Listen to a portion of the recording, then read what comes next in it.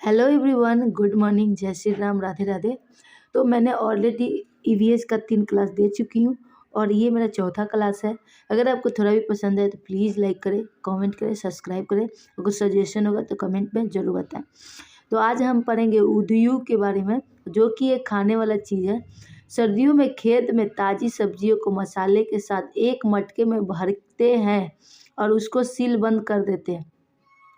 कोयले के अंगारे में मटके को जो होता है उल्टा रखकर सब्जी को पकाया जाता है। इस सब्जी को कहते हैं उदयू। गुजराती में उदयू का मतलब होता है उल्टा। तो ये उदयू की जो सब्जी बनती है इसको गुजरात में ज़्यादा खाते हैं और इसको इसलिए उदयू का मतलब होता है उल्टा।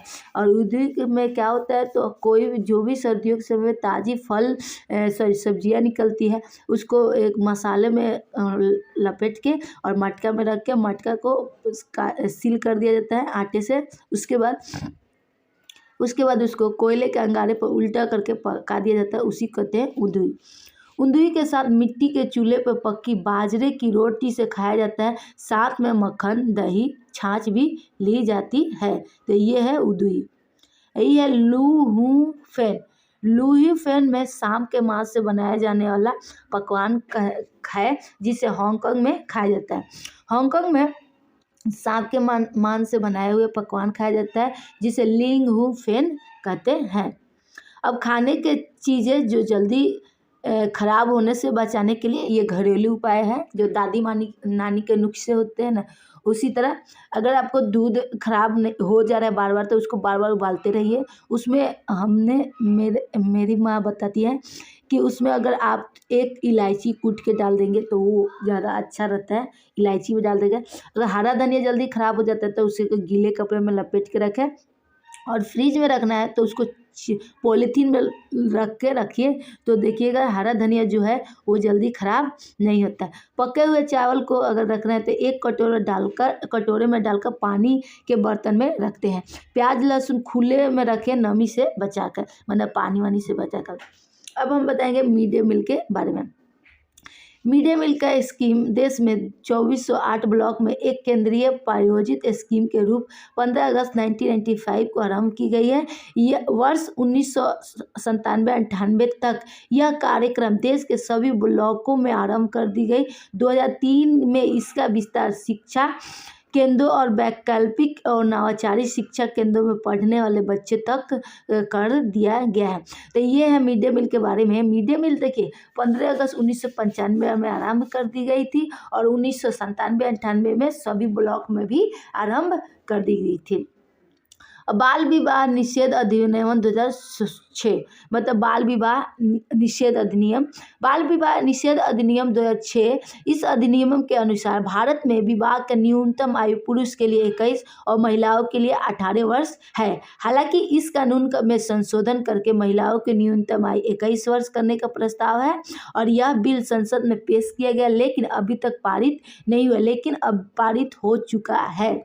विभिन्न धार्मिक समुदायों को विवाह का कानून की अलग अलग हो सकती है। मिश्रणों को अलग करने का तरीका, थ्रेसिंग या गहाई करना, काटी हुई फसलों से बीज दाने भूसे से अलग करना थ्रेसिंग या गहाई करना कहलाता है। इस प्रक्रिया में डंठल को पीट कर अनाज से अलग किया जाता है और डंठल को अलग कर दिया जाता है। यह कार्य कंबाइन मशीन या थ्रेशर द्वारा किया जाता है। उदाहरण के लिए गेहूं धान के दाने को अलग, उनके तने से अलग करना। आप सभी को पता है अभी ठंड की मौसम है और अभी सभी के घर में 1 महीना 15 दिन पहले सभी के घरों में धान की, जिसकी खेती होती है, धान की कटैया हुई है, तो उसकी जब तना से पीट के अलग करते हैं। अब तो बहुत तरह के टेक्नोलॉजी आ गई, तरह तरह की मशीन आ गई है, जिससे उसके डंठल से अनाज को अलग कर दिया जाता है। इस प्रक्रिया को थ्रेसिंग या गराई कहते हैं। अब है निष्पावन विधि। यह मिश्रण के भारी और हल्के घटकों को हवा के झोंकों से अलग करने की एक विधि है। उदाहरण के लिए गेहूं या चावल के दानों भूसी से अलग करना।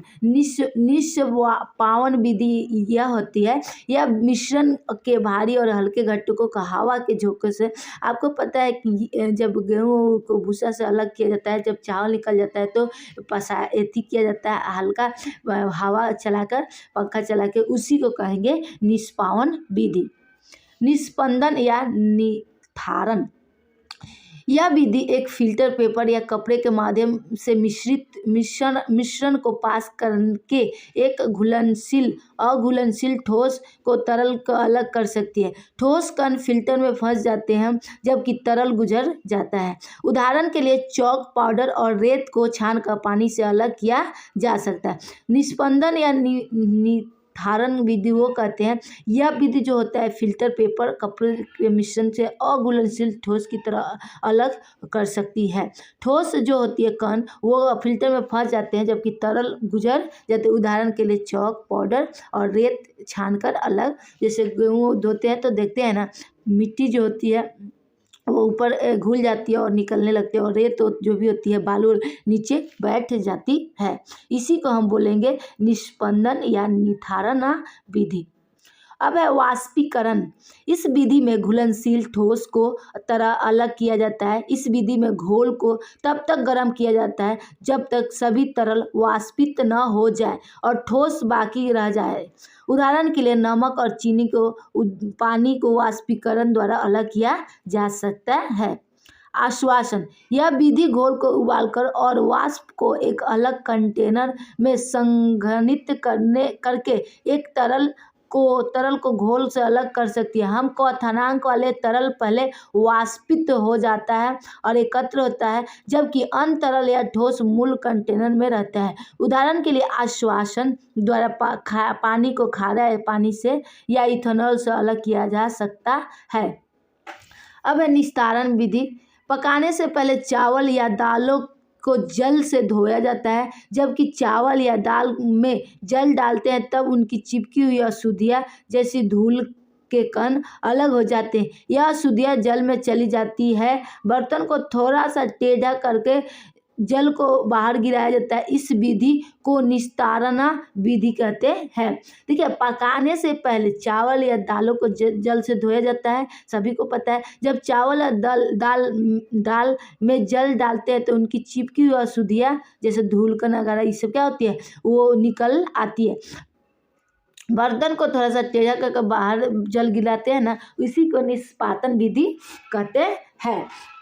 मिश्रण में जल मिलाने पर भारी अवयव के नीचे तली हुई बैठ जाना के प्रक्रम को अवसादन कहते हैं। अवसादी मिश्रण को बिना हिलाए जल की मिट्टी सहित उड़ेलने की क्रिया को निष्पातन कहते हैं। तेल तथा जल को उनके मिश्रण से इसी विधि द्वारा अलग किया जा सकता है। तेल तथा जल को उनके मिश्रण से ही विधि से अलग किया जा सकता है। अब है पृथक्करण फनन। यह विधि दो अमिश्रीय तरल पदार्थों से अलग कर सकती है। इस विधि में मिश्रण की कीप में डाला जाता है और जमने के लिए छोड़ दिया जाता है। संघन द्रव निचली परत बनाता है और नल के माध्यम से बाहर निकाला जा सकता है, जबकि कम संघन तरल ऊपरी परत बनाता है और ऊपर से डाला जा सकता है। उदाहरण के लिए तेल और पानी को अलग करने वाली कीप को उपयोग करके अलग किया जा सकता है। यह है पृथक्करण फनन की विधि। अब है बिनना। यह हाथ से बेकार सामग्री को अलग करने के लिए एक विधि है। उदाहरण के लिए अनाज से पत्थर और कीड़े को हटाना। चुंबकीय पृथक्करण, यह अलगाव की एक विधि है जो चुंबकीय पदार्थ को आकर्षित करने के लिए चुंबक का उपयोग करती है और उन्हें गैर चुंबकीय पदार्थों से अलग करती है। उदाहरण के लिए लोहे के बुरादे को सल्फर पाउडर से अलग करना। अब है छानना। यह पृथक्करण की एक विधि है जिसमें विभिन्न आकारों के घटकों वाले ठोस मिश्रण को अलग करने के लिए छलनी का प्रयोग किया जाता है। उदाहरण के लिए मोटी रेत और कंकड़ से महीन रेत को अलग करना। अब देखिए मधुमक्खी पालने के बारे में। बिहार के मुजफ्फरपुर के बोचहा गांव, इस इलाके में लीची के पेड़ बहुत अधिक पाए जाते हैं। लीची के फूल मधुमक्खी को बहुत लुभाती है, इसलिए इस क्षेत्र में लोग मधुमक्खी पालकर शहद बनाने का कार्य करते हैं। अक्टूबर से दिसंबर में अंडे देने का समय होता है। यही मधुमक्खी पालन करने के शुरू करने का सही समय होता है। मधुमक्खी पालन को एपीकल्चर कहते हैं। लीची के फूल फरवरी में खिलते हैं। मधुमक्खी के हर छत्ते में एक रानी होती है जो अंडे देती है। छत्ते में कुछ नर मक्खी भी होती है। छत्ते में बहुत सारे काम करने वाली मक्खियाँ भी होती है। यह दिन भर काम करती है, शहद के लिए फूलों का रस ढूंढती है। जब किसी मक्खी को रस मिल जाता है तो वह एक तरह के नाच करती है, जिससे उससे दूसरी मक्खी को पता चल जाता है कि रस कहाँ है, जिससे वो उसके पास चली जाती है। मधुमक्खी के रस बनाती है, छत्ता बनाने का काम भी करती है, इन्हीं का होता है, और बच्चे का पालने का भी काम इन्हीं का होता है। मधुमक्खी पालने के बक्से का प्रयोग किया जाता है। इस बक्से में चीनी का मीठा घोल डाला जाता है। नर मक्खी छत्ते के कुछ खास काम नहीं करती है। मधुमक्खी के डंक में फॉर्मिक अम्ल होता है। तो ये जो मधुमक्खी पालन का है, ये बी कीपिंग, ये बिहार के बोचाहा गांव में ज़्यादा होता है।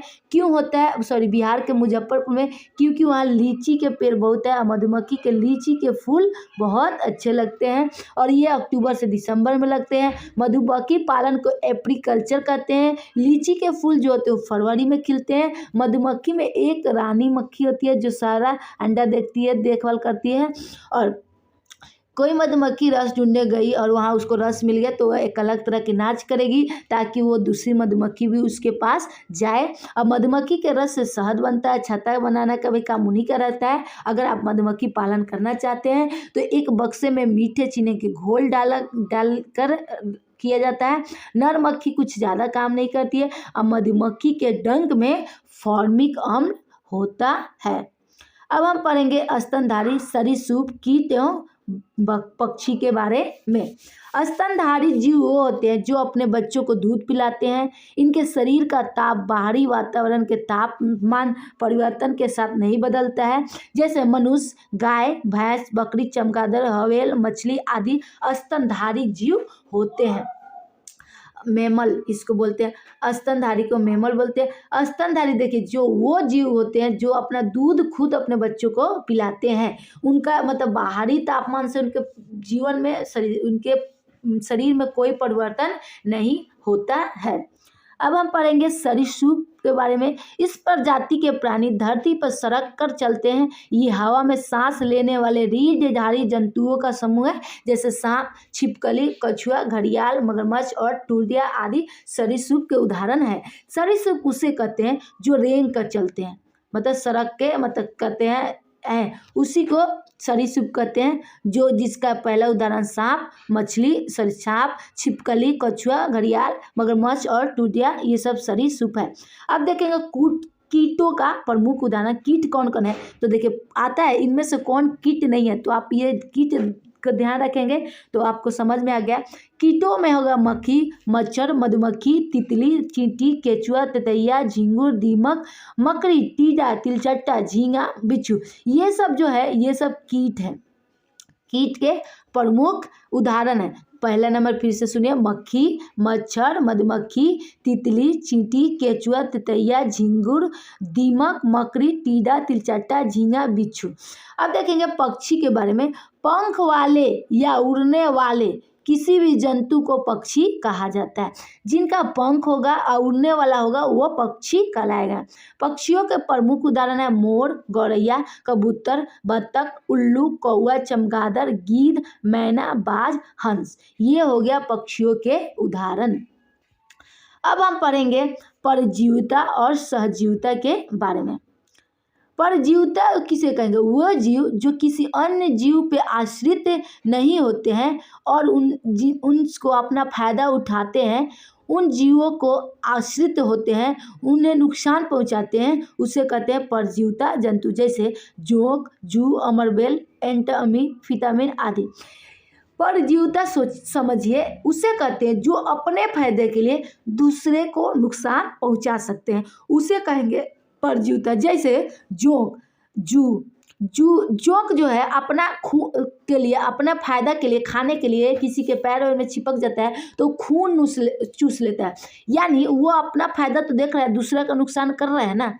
उसी तरह एक कमरबेल का पौधा है, जिस पेड़ पे भी वो लत्तेदार होता है, जिस पेड़ पे भी चढ़ जाता है वो पेड़ को सुखा देता है। अपना तो फायदा देख लिया, दूसरे का नुकसान कर दिया। तो जब एक जीव का फायदा होता है तथा दूसरे जीव का नुकसान होता है, ऐसे संबंध को परजीविता कहते हैं। अब होता है सहजीविता। सहजीविता उसे कहेंगे जब दो जीव या पौधे एक दूसरे पर निर्भर रहते हैं तथा एक दूसरे को लाभ पहुंचाते हैं तो उन्हें सहजीव कहलाता है, तथा इस प्रकार के संबंध को सहजीवन कहा जाता है और पौधे का गुण सहजीविता कहलाती है। जैसे मटर का पौधा राइबोजोबिन सहजीविता जीवों का उदाहरण है।